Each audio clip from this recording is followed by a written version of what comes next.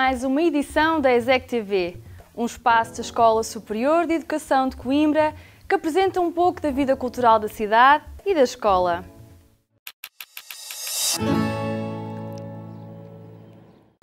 A 14ª edição do Jazz ao Centro, Encontros Internacionais de Jazz em Coimbra, começa já dia 19 de outubro.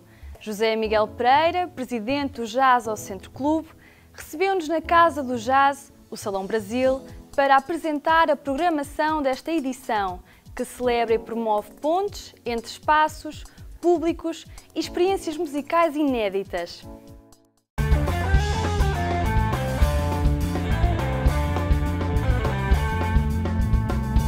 O festival começa no dia 19.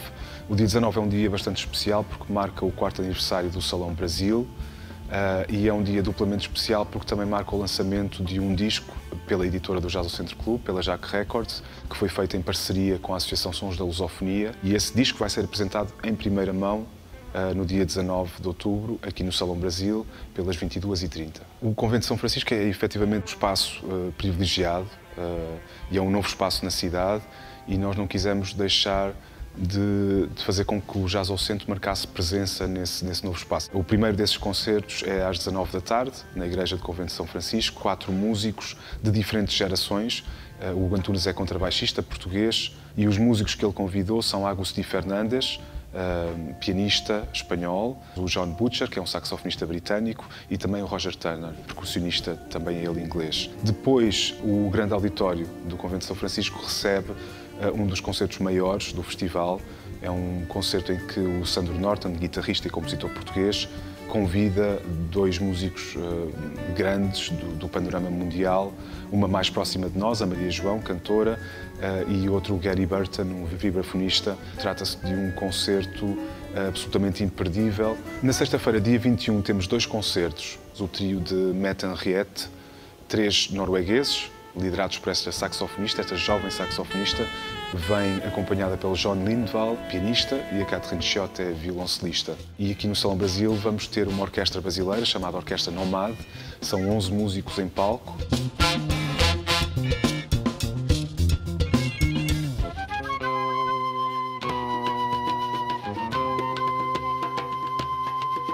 O dia 22 é marcado por apenas um concerto, mas é um concerto verdadeiramente importante. É uma data única em Portugal, de um trio liderado pelo guitarrista Marc Ribot.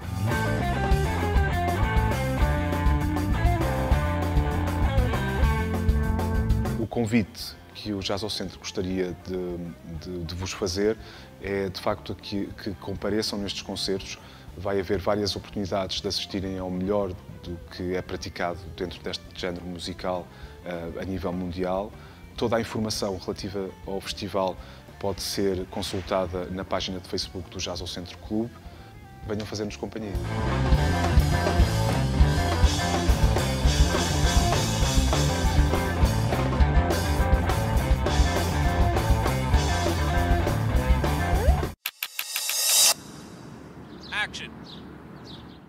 Na área da tecnologia, destacamos The Product Garage Party, uma iniciativa onde pequenas empresas apresentaram os seus produtos mais recentes.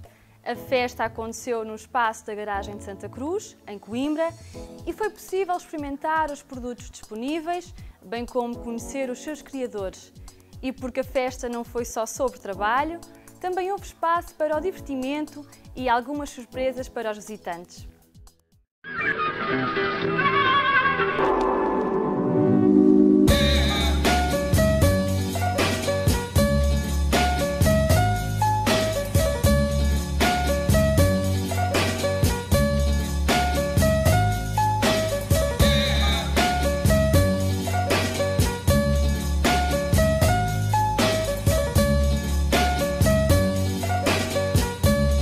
O Bloco é um estúdio de desenvolvimento de aplicações, especialmente de produto. Embora a maior parte dos nossos trabalhos sejam fazer aplicações para outros, nós também temos o objetivo de desenvolver as nossas próprias aplicações para lançar.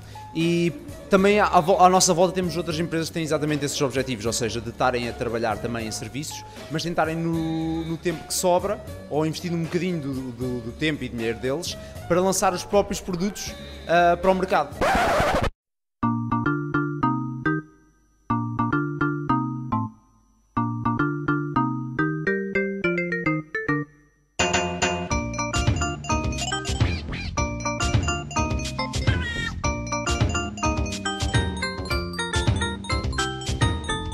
E o que nós fizemos foi basicamente fazer um evento que juntasse todas essas empresas que tinham um produto prestes a ser lançado, que cumprisse esses requisitos, ou seja, que o produto fosse financiado com recursos próprios, e juntar tudo numa festa grande para criar um momento em que eles felizmente podiam celebrar o lançamento do produto e pronto, e que também estabelecesse uma espécie de deadline para eles terem aquele objetivo, aquele foco para acabar até esta data.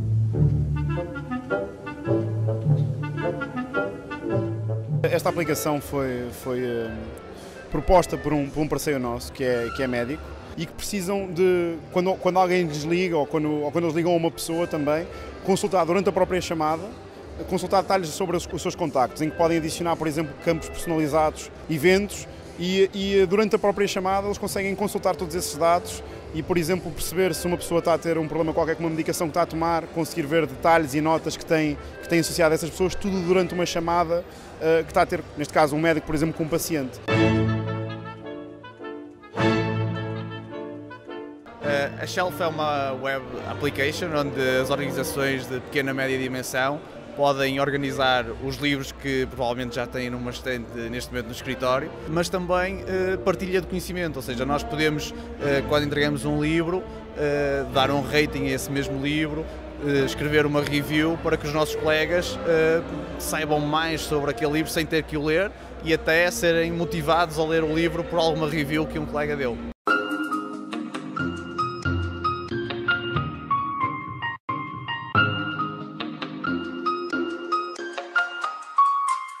Nós achamos é que o meio videojogo é um meio muito rico e cada vez mais popular, e um meio de expressão criativo cada vez mais interessante. No entanto, há ainda uma barreira técnica, que as pessoas precisam de capacidades de programação para poderem criar e expressar-se no meio de videojogo. E nós pensámos, ok, como é que nós podemos melhorar isto? E assim surgiu a ideia do PlaySketch.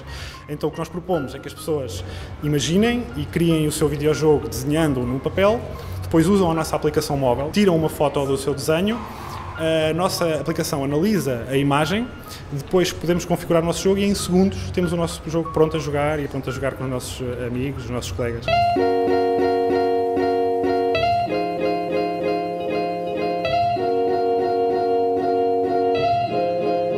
O Aurora é uma aplicação Android que nos permite colecionar os concertos ao que vamos, dizendo o que é que achámos do concerto, podemos deixar um comentário, dar uma pontuação, acrescentar uma foto, permite-nos também seguir as bandas que nós mais gostamos e saber quando é que elas vão estar a dar concertos e, além disso, dá-nos uma lista de concertos que vai acontecer perto de nós, mesmo de bandas que nós não conhecemos, para que possamos estar sempre a par dos eventos que estão a acontecer na nossa cidade ou cá perto.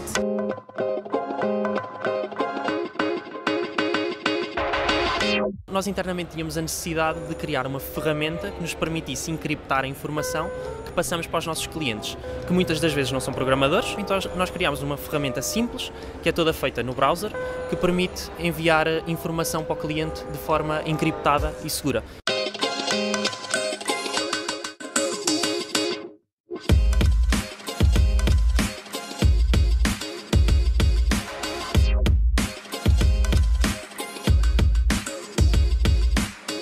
É claro que se calhar vendo a rede destas empresas aqui à volta, estamos sempre a falar de pessoas um bocadinho mais ligadas às áreas criativas, às áreas de tecnologia, pessoas que normalmente já acabaram o curso, estão no seu primeiro emprego ou estão a lançar os primeiros projetos e é isso que lhes interessa mais, saber como é que eu posso lançar o meu primeiro projeto, ver projetos de outras pessoas, conhecer o que é que está a ser feito aqui à volta e esse é o nosso público-alvo principal. Tudo isso nós queríamos juntar aqui neste evento, assim num ambiente descontraído, para as pessoas estarem cá e conhecerem estes projetos que estão a ser lançados.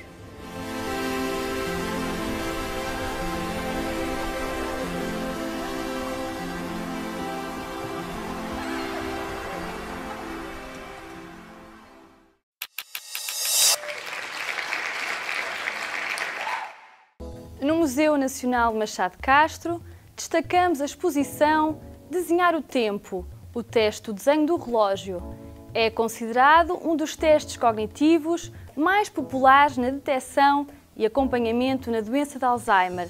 Partindo destes testes, a artista Zizi Ramires utilizou a técnica da serigrafia, o que permitiu preservar a integridade criativa das pessoas com esta patologia e, ao mesmo tempo, criar uma atmosfera de leveza. Esta exposição insere-se na iniciativa Eu no Museu, um projeto de intervenção, educação e integração social que tem como ponto de partida a obra de arte.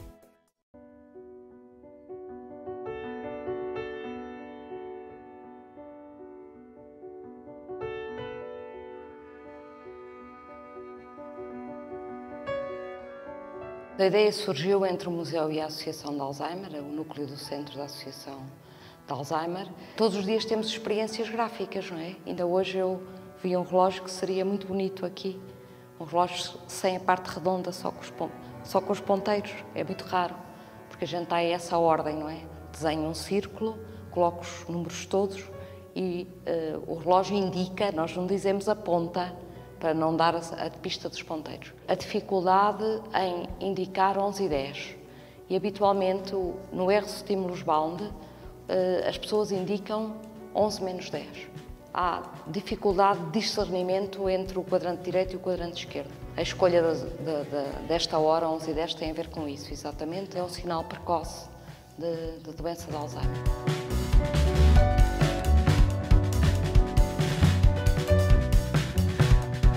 O projeto Eu no Museu é um projeto de intervenção junto de pessoas com perturbações neurocognitivas, com demência e seus cuidadores.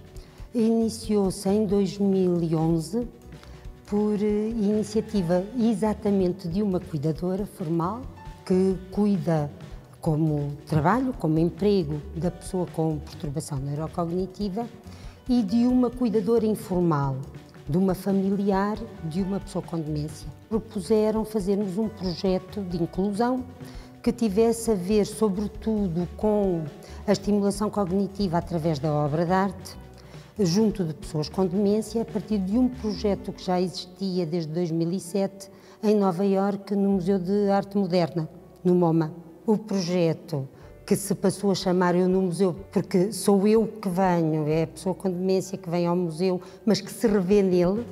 Portanto, o projeto desenvolveu um sistema de rede de voluntários que são cuidadores formais, alguns deles profissionais de saúde, reformados, outros recém-licenciados, que apoiam a pessoa com demência durante as sessões e, ao mesmo tempo, o cuidador está a observar, a aprender, a fazer educação pela arte, noutra zona do museu, com outros cuidadores e a socializar ele também.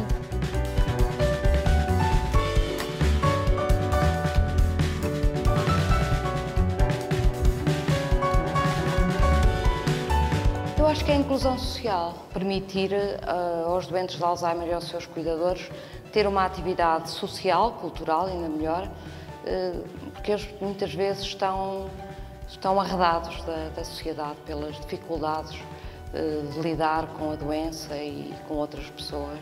Podermos mostrar que existe a doença, existem as várias facetas da doença e que, no fundo, aquilo que nós fazemos no museu, que é abordar a obra de arte, também existe, mas feito por eles. A Zizi fez uma recolha de 100 e muitos testes de relógio e de muitas pessoas. E tinha isso tudo num caderno religiosamente tratado e relacionado.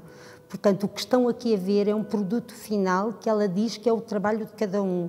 Ela acha que o que está é só a revelar. Através do quê? Através da serigrafia, permite que seja mais fidedigna a mensagem que foi inicialmente registada pela própria pessoa com perturbação. Este teste prende-se com a avaliação cognitiva, a avaliação que nós chamamos de neuropsicológica. E uma das capacidades que nós avaliamos tem a ver com a capacidade de ver e de organizar essa visão e de a transpor, neste caso, de desenhar. Esta capacidade permite-nos orientarmos no espaço e são os testes que permitem fazer o diagnóstico de demência. Houve um autor que começou a utilizar o desenho de relógio para indicar esta lesão ou alteração do lobo parietal direito. E o desenho característico destas lesões é mais ou menos o que vemos aqui, chama-se neglect ou negligência. A pessoa deixa de valorizar os estímulos do lado esquerdo e também a desenhar não utiliza o campo esquerdo. Quando um doente tem estas funções alteradas, quer dizer que na rua ele tem muita facilidade de se perder. Cada rua são 2 ruas diferentes.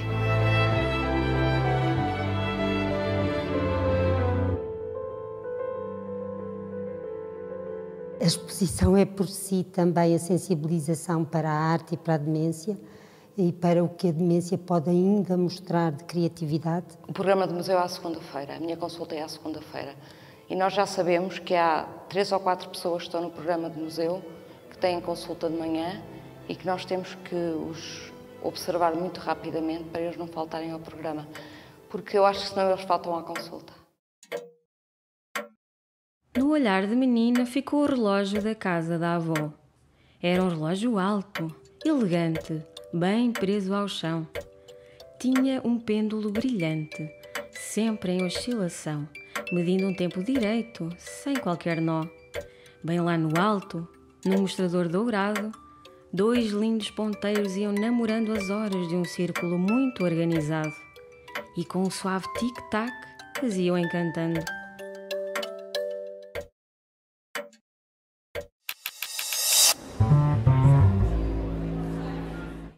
Na Casa da Escrita podemos visitar Zona, uma exposição de Nuno Moreira que resulta de um projeto de edição realizado entre Portugal e Tóquio.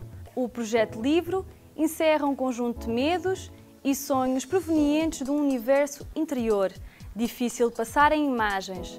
São ideias-chave de um mundo interior pejado de ausência e vazio.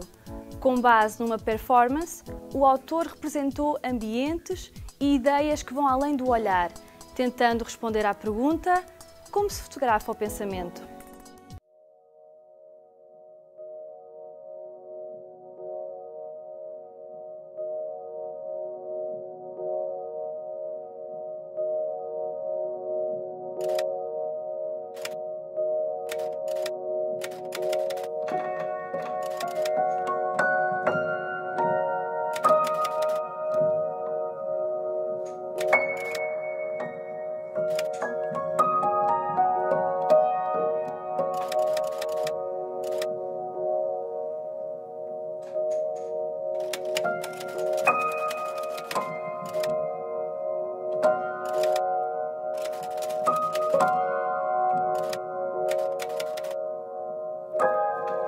O que eu sinto cada vez mais ao trabalhar com fotografia ao longo dos anos é que é um trabalho contínuo e que tem muito mais a ver com o pensamento e com a escrita do que com o fotografar.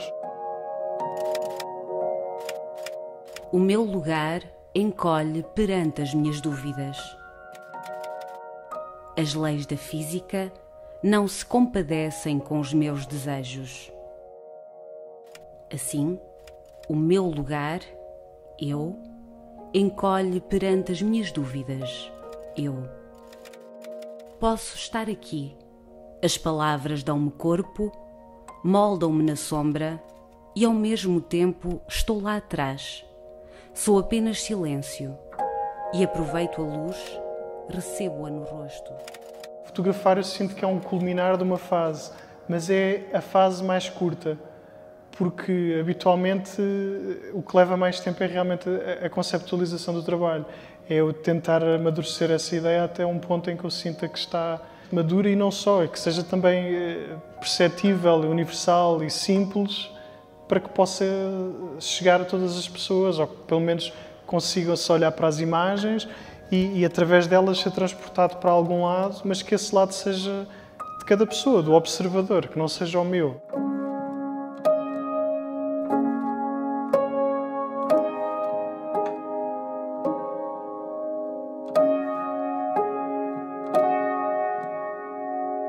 Eu estava a apontar uma série de sonhos, então foi um período intenso em que eu apontei muitos sonhos.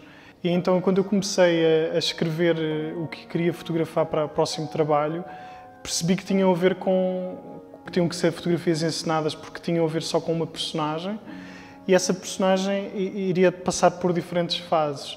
E então existe aqui um ponto de ligação que é o universo interior. Se na série anterior eu fotografava de um ponto de vista mais universal várias pessoas sempre um bocado absortas da realidade nos seus universos interiores, neste trabalho é só uma personagem que é simbólica, não é? E que está num único universo, quer espacial, quer interior, porque toda a série foi fotografada também num só local, num só dia.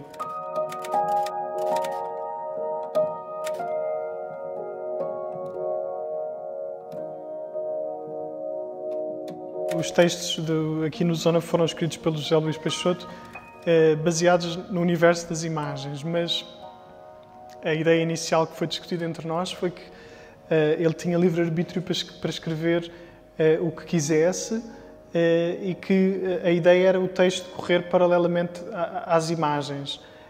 Portanto, tanto pode ser lido independentemente, como pode ser visto em conjunto com as imagens. Isto vai influenciar muito na maneira como o livro foi depois montado, não é? Foi editado, porque na realidade existem aqui quebras entre imagem e texto, o que acentua o próprio ritmo do livro e a própria leitura, fazendo com que seja mais pausada e também mais silenciosa. Há um lugar que me pertence. É feito de estar aqui e não quer mais problemas do que o silêncio. No entanto, as palavras invadem-no como sombras estrangeiras. Provocam-lhe os contornos. As palavras enlouquecem-no. É por isso que às vezes, muitas vezes, o meu lugar é um segredo que não quero partilhar com ninguém. Se conhecesses os meus olhos, saberias que tudo o que não soube calar me doeu muitas vezes. Foi autopropus-me a vir aqui ao espaço da Casa da Escrita porque achei que tinha tudo a ver esta ligação de haver um espaço que era dedicado à palavra, à letra, e é isso que eu trago cá com esta exposição, é tentar decorar um pouco a casa sem fazer uma exposição, que as imagens estejam um pouco espalhadas pela casa e que as pessoas as vão descobrindo enquanto habitam a casa, enquanto vêm cá visitar a Casa da Escrita, ou quando vêm cá estudar, ou o que for.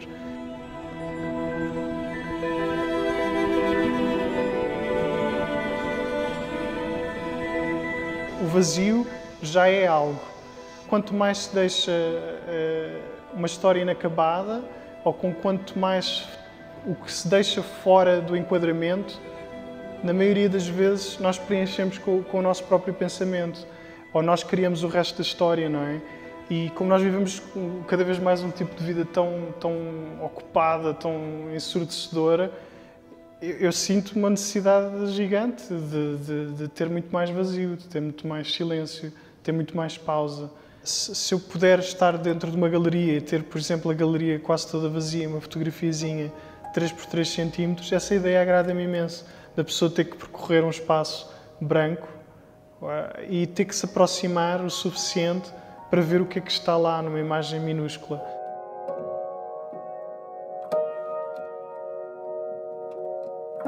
Então, nestes trabalhos artísticos de fotografia, é isso que eu tento também um bocadinho procurar, é criar uma maior pausa, criar um maior silêncio, ter mais espaços vazios para o observador construir como achar que faz mais sentido. No fundo, ter um bocadinho mais de poesia na nossa vida, não é?